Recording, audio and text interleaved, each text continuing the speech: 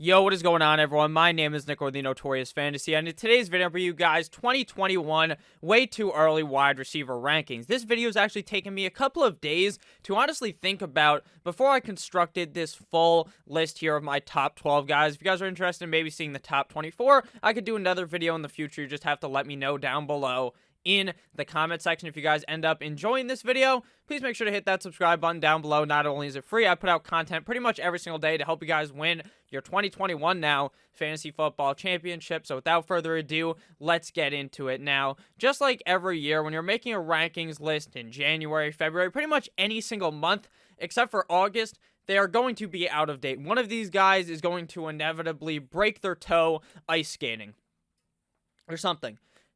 People always get hurt. The rankings move because new players will join each team. Some of these guys on this list may not even end up being on the team that they're on, whether that's free agency or maybe they just ended up getting traded in the offseason, because anything can happen in the NFL. So let's get into it. 2021, way too early wide receiver rankings. Now, we began with number 1 at Stefon Diggs. Now, I know what you might be thinking. Nick, you're a fucking asshat. What are you doing? The Davante Adams pick is clear at the number 1. Now, every single year, we always try to put the number 1 guy back into the same spot where they finished last season, because they finished number 1 last year. Why couldn't they do it again? I won't argue with that about Davante Adams. Sure, he can be that guy, and I'd probably draft him as the number 1 wide receiver off the board, but at the end of the day, you have to be a little different, because likely a majority of the time, the guy you drafted number 1 will not be that guy. Last year, everyone drafted Michael Thomas number 1. You don't know where he finished? He was wide receiver 80 something.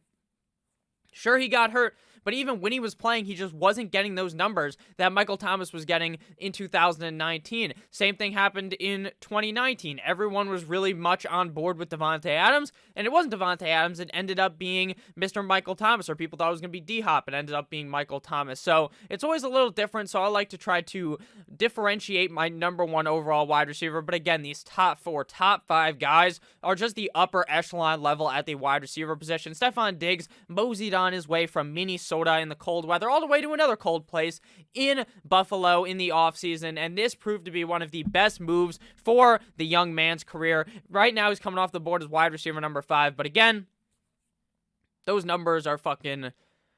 who cares, right? He's coming off the board as wide receiver number 5 in January. We'll only really care what his ADP is come like June, July, and August, when you can really see a key shift in the momentum of a player's average draft position. Wide receiver number 3 in 2020 in PPR formats. Wide receiver number 3 in 2020 in half PPR formats as well. 20.5 PPR points per game, 16.6 half PPR points per game in a very explosive Buffalo Bills offense. One thing you have to keep in mind is they will likely be losing their offensive coordinator in the offseason, because when you have a guy like Josh Allen turn into one of the best quarterbacks in the league, seemingly out of the flick of a light, the flick of a wrist, something like that, then the offensive coordinator typically moves. A guy like Eric Bieniemy, we've seen this in Kansas City, he didn't really turn Patrick Mahomes into a legend, but everyone knew kind of Patrick Mahomes was this good, but he's been Mahomes' guy for a while. Now he's going to become a head coach. These kind of things happen in the NFL, so obviously that's going to take a hit on the offense, but at the end of the day, the Buffalo Bills offense is still going to be explosive, and they're a team right now competing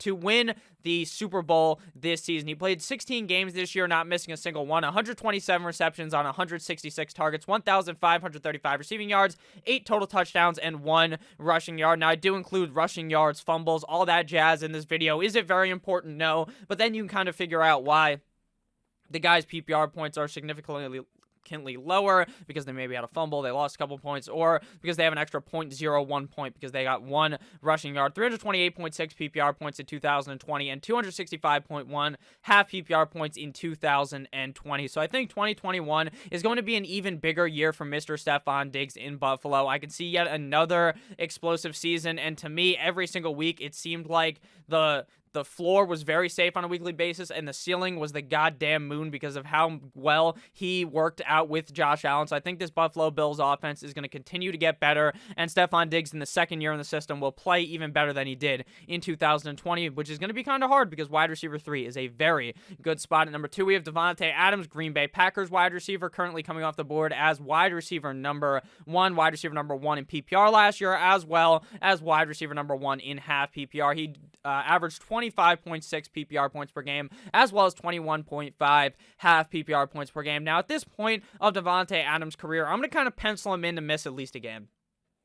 2 years in a row, he's missed games. Is that a knock against him? No, because he's missing 2 fucking games, and he's still the #1 wide receiver in fantasy football in both PPR and half PPR formats. If you want to know about standard, frankly, I barely ever talk about standard, but if you want to know about standard, make sure you ask down below in the comments, because I'll happily have a discussion with you down there. It's just a majority of people at this point in fantasy football in 2020, 2021, they're playing PPR or half PPR. 14 games played for Mr. Adams in 2020, 115 receptions on 148 targets, 1,374 receiving yards. But what puts this guy ahead of the pack is the touchdown total. 18 touchdowns in 2020 and 1 fumble loss, 358.4 PPR points and 300.9 half PPR points. Now, I do kind of circle around the PPR points per game and half PPR points per game as a much more important number, because we can kind of see that just because he played 14 games isn't why he has so many points.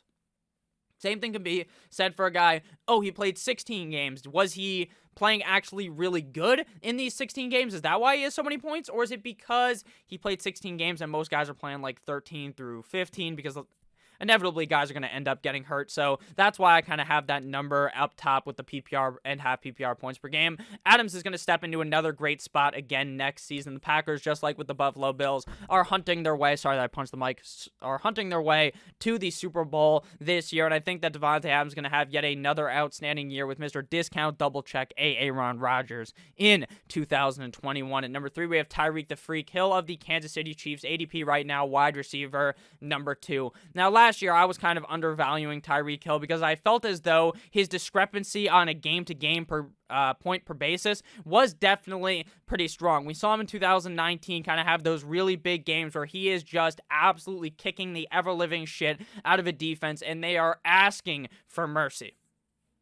Then we see other games for Tyreek Hill in that season where this guy's just dropping a deuce on their chest. This season, much more consistent for Tyreek Hill, which makes me like him even more going into the 2021 NFL season. 21.9 PPR points per game and 19 half point PPR points per game. 15 games played in 2020, resulting in 87 receptions, 135 targets, 1,276 receiving yards, 15 touchdowns. He had 13 rushes for 123 rushing yards, plus 2 rushing touchdowns, putting him at 17 total tugs for the season and 1 fumble lost, I should say. 358.4 PPR points and 300.9 half PPR points. His touchdown total and his receiving yard total are why this guy does not need to get 170 targets or something crazy or 100 receptions to be one of those elite wide receivers in fantasy football. The guy can make any single catch turn from a 4-yard gain to a 99-yard gain to the house.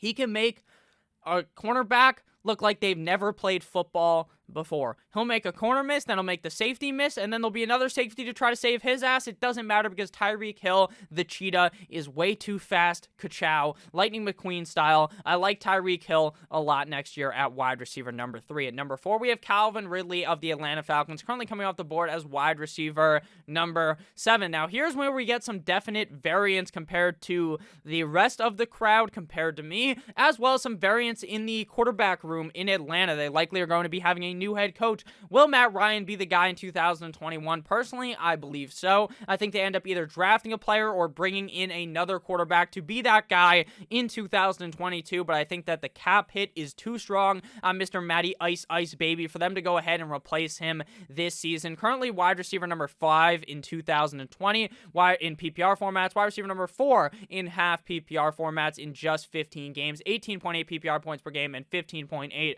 half PPR points per game. Now, if you guys remember from last year, I've touched on this a bunch. When Julio Jones is healthy in the lineup, it helps Calvin Ridley out a whole bunch.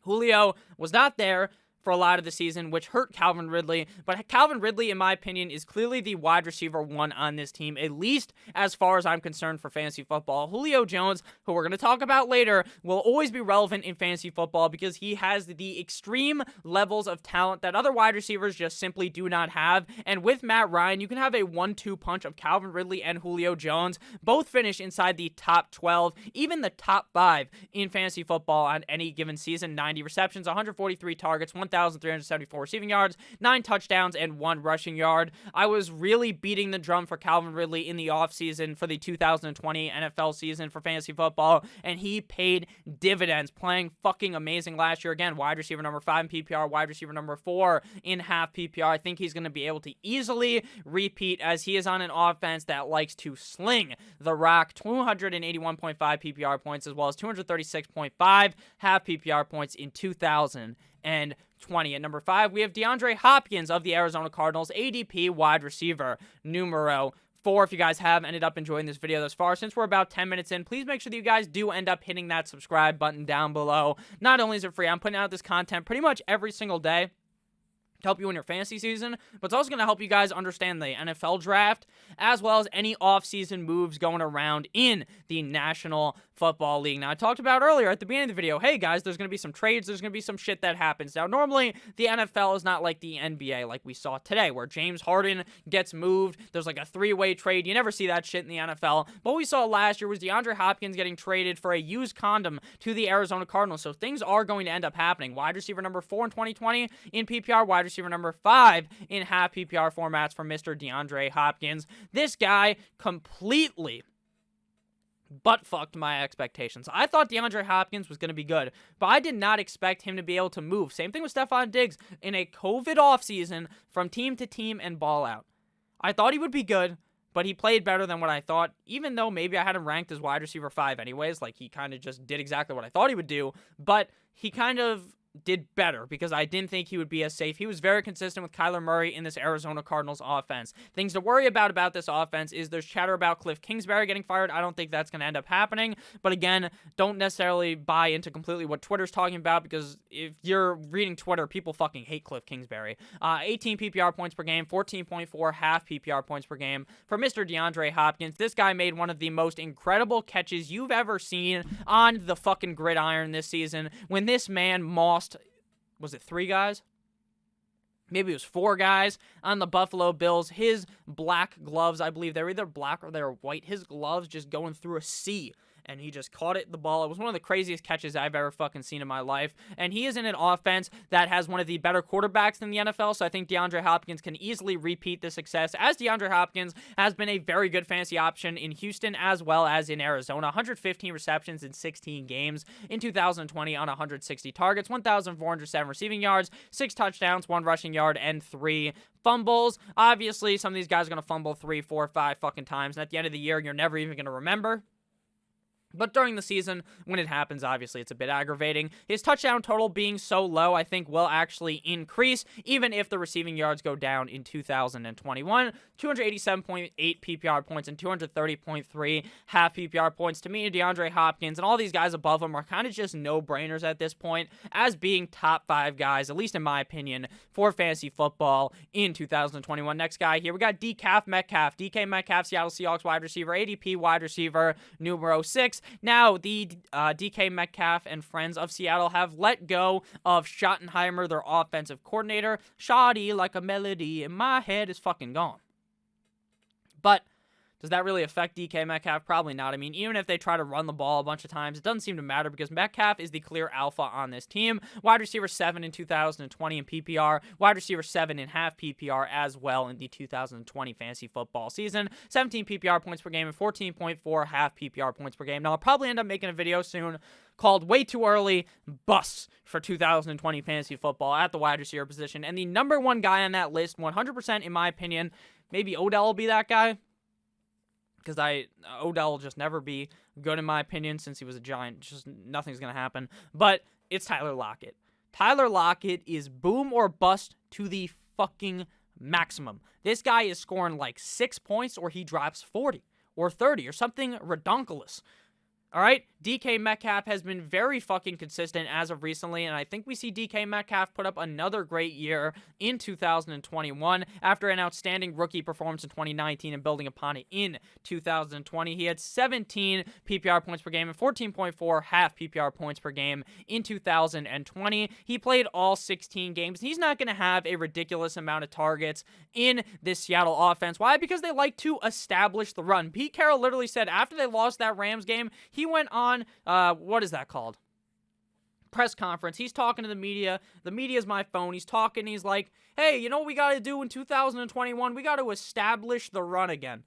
God damn, this man is addicted to running the ball like Adam Gase is addicted to snorting cocaine on the sideline of New York Football Jets games. It is unbelievable how dumb Pete Carroll can be while also being one of the best head coaches in the NFL at the same time. But it's never going to matter because even if this guy isn't seeing 140-something targets, it's not going to matter.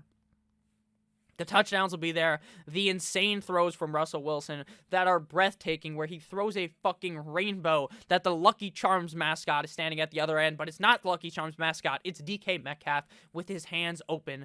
Boom. Touchdown. It's so beautiful. 83 receptions, 129 targets in 2020, 1,303 receiving yards, 10 tugs, and 1 total fumble. DK Metcalf's 1 fumble is something that people were beating this guy up upon on Twitter. It was absolutely hilarious because I believe he was about to he was like moseying in the end zone. He's just walking like slow motion style, like in Madden, where you think there's just no one around you, and then I think it was the Dallas player against Dallas who just comes back from behind and smacks the ball out of his hands. Hilarious. DK got clowned about that, but it's okay. DK Metcalf does not really have fumbling issues and should be a great player in 2021. 271.3 PPR points and 229.8 half PPR points. Now, I don't feel as safe drafting Metcalf as those other top 5 guys ahead of him due to the fact that Seattle does like to run a decent amount. But again, don't do some mental gymnastics into hating DK Metcalf because Seattle likes to run the ball. It doesn't seem to fucking matter at all. So try to take that out of your membrane. At number 7, we have MT, Michael Thomas, wide receiver of the New Orleans Saints, currently coming number 3 off the board. Now, to me, that makes no sense. Michael Thomas played like shit this year because he was injured. I understand. Wide receiver 93 on PPR, wide receiver 97 in half PPR. He was a complete bust for your team, and that's not why he's number 7 on this list. He's number 7 on this list because it seems like him and Drew Brees have a dying relationship, and it seems like him and Drew Brees may not even be the connection next year because Drew Brees might be gone in a retirement home. It might be Michael Thomas getting the ball from Taysom Hill. If that's the case, I'm fucking running away from number 7. This guy's going to be like wide receiver 20-something because Taysom Hill completely flips this offense on its head. Then maybe it's Jameis. In that case, I'm fine with Michael Thomas at number 7. I'm probably fine with him at number 5 because Jameis Winston can air the ball out. If it's a different quarterback, then we have to kind of rethink what happens with Michael Thomas. That's why he's at wide receiver 7. This is why making these videos super early is just a nice refresher to see how I feel right after the season, but it's not why this is definite in August, obviously. 7 games played, obviously, due to injury and due to kind of holding out. I wouldn't say it was holding out, but it was just not playing for some reason. Not too sure why he wasn't playing half the time, but, he just didn't play. 7 games played, 40 receptions, 55 targets, 438 receiving yards, no touchdowns, 1 rushing yard. I mean, sure, he had a bad season. There's no need to even kind of circle the numbers on your screen and just fucking yell about Michael Thomas disappointing. We all know this man was a disappointed. He was a one-pump chump this season, but at the end of the day, if Breeze is back, I like him. If it's Jameis, I like him, but if it's Taysom Hill, I'm kind of running away. So the quarterback play over there in New Orleans is definitely confusing for me, at least when trying to rank him. At number 8, we have another guy in a quarterback controversy and another guy who may be actually just straight up moving teams. Allen Robinson, wide receiver of the Chi-Town Bears, ADP wide receiver number 8. Now, right now, we have no idea where Allen Robinson is going to play in the 2021 NFL season. Will he re-sign with the Chi-Town Bears, or will he go ahead and move on? Is he going to be a Miami Dolphin? Is he going to join my team? Is he going to go somewhere else? I don't know. But it doesn't seem like he gives a fuck about loyalty. He cares about money. He literally was offered a couple years ago when he joined the Chicago Bears, Green Bay for less money or Chicago for more money. This motherfucker chooses the bag, and I can't blame him. I cannot blame the guy who wants to go and make his money. He's still a talented player regardless, but it's just funny. So, really have no idea where this guy's going to end up playing. Probably whatever team ends up offering this guy the biggest amount of bucks on one of those humongous checks you get for winning the jackpot. Wide receiver number 9 in 2020 in PPR. Wide receiver 11 in half PPR. 16.4 PPR points per game and 13.2 half PPR points per game. Now, early on in the season, I was really kind of scared about Allen Robinson. In the offseason, I'm Allen Robinson's biggest fan. I'm singing his praises like we're in a fucking gospel, right? I'm chanting, Allen Robinson, like yelling really loud, all that stuff. I loved Allen Robinson. Then Mitchell Trubisky starts and he looks awful. Then Nick Foles comes in and he's looking fire. It's looking good. And then Foles kind of dips off the end of the earth. Then Mitch Trubisky comes back. like the savior, and he's great. So it doesn't really seem to matter who's the quarterback at the end of the day for Allen Robinson, so I'm not really all that worried. 16 games played in 2020, 102 receptions, 151 targets, 1,250 receiving yards, 6 touchdowns, and -1 rushing yards. These numbers are important because they show how good of a player that Allen Robinson is. He was even good in Jacksonville with Blake Bortles.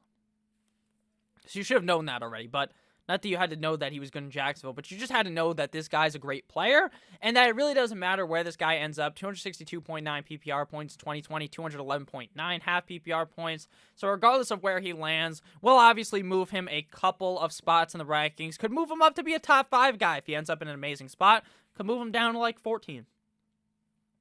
15 if he ends up somewhere where I'm not too sure he's the alpha dog in the offense, but at the end of the day, he's still going to be amazing for fantasy football, and I'm very bought in on Mr. Allen Robinson. At number 9, we have rookie, now sophomore wide receiver of the Minnesota Vikings, Justin Jefferson, wide receiver number 15, currently coming off the board, wide receiver 6 in both PPR and half PPR formats in 2020. Simply a fucking beast, beating Randy Moss's, I believe, rookie receiving numbers.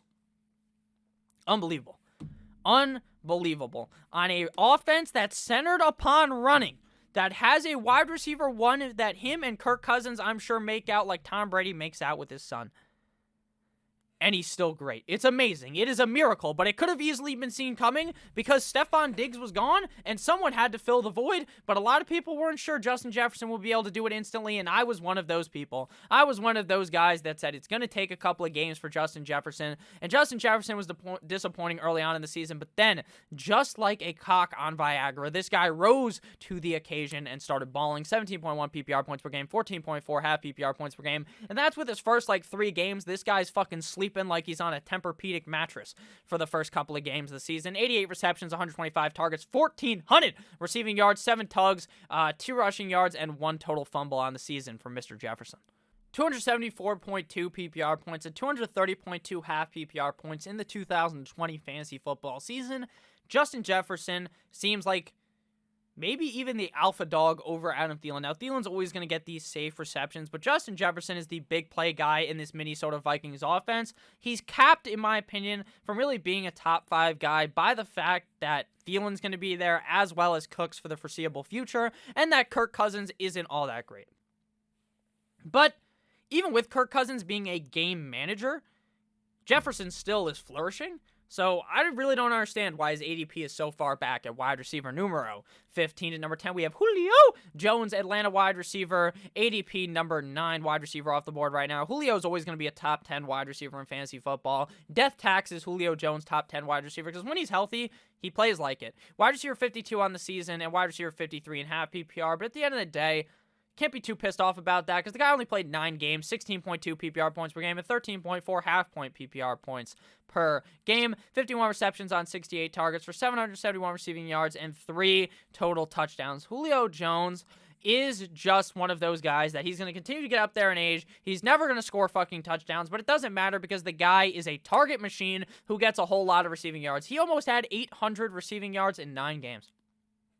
That's what you want your receiver to be at. He's getting the numbers, he's just getting hurt more as of recently. Sure, maybe that wants you to move him back in your rankings. Understandably, he's getting old. But if he plays 11, 12 games, a couple more than he played this season, he's easily worthy, in my opinion, of a top 10 pick at the wide receiver position. But he'll probably be ranked come August as a top 6 guy in a lot of people's rankings due to the bias of him being Julio Jones, 146.1 PPR points and 120.6 half PPR points. At number 11, we have Keenan Allen, Los Angeles Chargers wide receiver, ADP wide receiver number 11 as well. Finishes the 12th best wide receiver in PPR formats and wide receiver number 14 in half PPR. Now, everything changed. The whole world got flipped upside down like he was the Fresh Prince of fucking Bel-Air once Tyrod Taylor got stabbed. I forgot the name of the Game of Thrones character that got stabbed. There was probably 7,000. Names escaping me because that show was such a dumpster fire at the end. Getting stabbed like O.J. Simpson did to that woman. Rest in peace to her. That's what happened. Tyrod Taylor got stabbed in the lung. And then Keenan Allen was amazing because Justin Herbert is so good. If Herbert can play slightly better than last year, Keenan Allen's going to be amazing again. 17.5 PPR points per game, 13.9 half PPR points per game. This guy's going to always get slept on. Why? Because he's just not one of those, when you ask someone, hey, who's the best wide receiver in the NFL? No one's going to say Keenan Allen. And he should be up there for that kind of prestige because of his excellent route running, his excellent receiving abilities. I mean, he didn't get 1,000 yards last year, but he only played 14 games, 100 receptions, 147 targets, 992 receiving yards, 8 touchdowns, 3 fumbles, -1 rushing yards. As long as this motherfucker has Justin Herbert get slightly better, Keenan Allen is going to be very much worth this 11th ranked wide receiver spot. 245.1 PPR points and 195.1 half PPR points. It's not rocket science.